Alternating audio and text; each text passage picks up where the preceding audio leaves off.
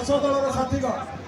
ये गोटे सरकार चलते 20 मास भितर ये व्यवस्था को भुषुड़े देलानी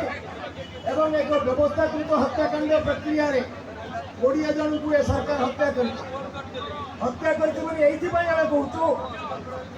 एससीबी मेडिकल कॉलेज को गोटे समय हेल्थ प्लस करने योजना प्रस्तुत कराई काम आरंभ होता वर्तमान बीजेपी सरकार रेफराल हॉस्पिटल में परिणत करछे एवं रेफराल हॉस्पिटल में केवल नुहे तार जे सुपरिटेंडेंट दायित्व अच्छी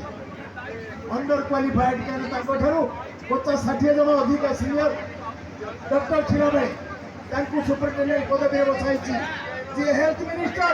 राज्यसभा भोट किनापी पारादीप जाकि मौलिक मजलिस करते फुर्सत नथिला कटक हॉस्पिटल आसवाई तो नैतिक अधिकार नहीं स्वास्थ्य मंत्री हिसाब से कंटिन्यू करने तेणु तुरंत बहिष्कार करने सहित जो मैंने मृताहत होती मृत परिवार को सर्वनिम्न 7 टंका क्षतिपूरण जो मैंने आहत परिवार से 5 लाख टंका सहित समस्त सरकारी ट्रिटमेंट व्यवस्था एक कथा करने